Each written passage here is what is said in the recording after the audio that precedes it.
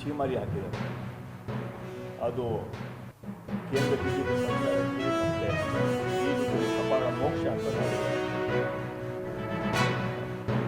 ನಾವು ಮುಂಚೆ ಹೇಳ್ತಾ ಬರ್ತಾ ಇದ್ದೀವಿ, CBI, ED ಇನ್ಕಮ್ ಟ್ಯಾಕ್ಸ್ನ ತಮ್ಮ ಮುಂಚೂಣಿ ಘಟಕಗಳಾಗಿ ಪರಿವರ್ತನೆ ಮಾಡಿಕೊಂಡು ಆ ವಿರೋಧ ಪಕ್ಷ ನಾಯಕರು ಹತ್ತಿಕ್ಕುವಂಥ ಕೆಲಸ ಬಿಜೆಪಿ ಕೇಂದ್ರ ಸರ್ಕಾರ ಮಾಡ್ತಾ ಇದೆ ಅಂತ ನಾವು ಹೇಳ್ತೀವಿ. ಅದು ಸಾಬೀತಾಗಿದೆ. ಸಿದ್ದರಾಮಯ್ಯ ಮೇಲೆ ಆರೋಪ ಮಾಡಿದ್ರು, ಅದು ನಿರಾಧಾರ ಆರೋಪ. ಅದರಿಂದ ಇವತ್ತು ಮತ್ತೆ ಬೇಕಂತ ಹೇಳ್ಬಿಟ್ಟು ಕರ್ನಾಟಕ ಕಾಂಗ್ರೆಸ್ ಸರ್ಕಾರ ಇದೆ, ಕಾಂಗ್ರೆಸ್ ಮುಖ್ಯಮಂತ್ರಿ ಇದ್ದಾರೆ ಹೊರತು ಅವ್ರ ಮೇಲೆ ಅವ್ರದ್ದು ಯಾವುದೇ ಪಾತ್ರ ಇದ್ದರೂ ಕೂಡ ಮೂಢ ಹಗರಣದಲ್ಲಿ ಅವ್ರನ್ನ ಸಿಕ್ಕಾಕ್ಸುವಂತಹ ಪ್ರಯತ್ನ ಮಾಡಿದ್ದಾರೆ. ಆದರೆ ದೊಡ್ಡ ಒಂದು ಐತಿಹಾಸಿಕ ಒಂದು ತೀರ್ಮಾನಗಳು, ಅವರ ಹೇಳಿಕೆ, ಅವರ ಜಡ್ಜ್ಮೆಂಟು ಎಲ್ಲರಿಗೂ ಇಡೀ ದೇಶಕ್ಕೆ ಒಂದು ಸಂದೇಶ. ಯಾರೂ ಕೂಡ ಅಧಿಕಾರದಲ್ಲಿ ಯಾರೇ ಇರಲಿ, ಎಸ್ಪೆಷಲಿ ಈ 3 ಗಂಟೆ ಸದನ CBI, EDಯನ್ನು ಯಾರೂ ದುರ್ಬಳಕೆ ಮಾಡ್ಕೋಬಾರ್ದು. ಮತ್ತು ರಾಜಕೀಯವಾಗಿ ಅದನ್ನು ಬಳಸ್ಕೊಳ್ಳೋಕೆ ಹೋಗಬಾರ್ದು.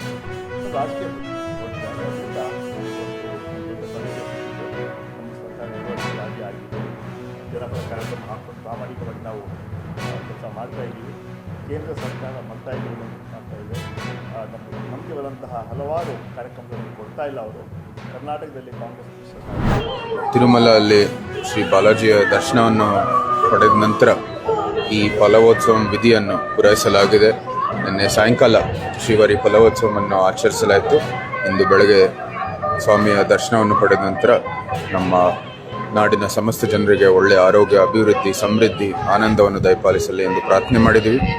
ಈ ದೇವಸ್ಥಾನಕ್ಕೂ ಅರಮನೆಗೂ ನಿಕಟವಾದಂತಹ ಸಂಬಂಧ ಇದೆ. ಸುಮಾರು 400 ವರ್ಷದ ಸಂಬಂಧ.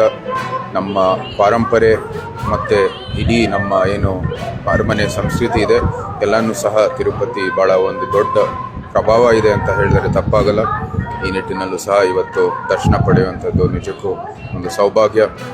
ಮತ್ತೊಮ್ಮೆ ನಮ್ಮ ನಾಡಿನ ಸಮಸ್ತ ಜನರಿಗೆ ಒಳ್ಳೆಯದಾಗಲಿ ಅಂತ ಪ್ರಾರ್ಥನೆ ಮಾಡ್ತೀನಿ.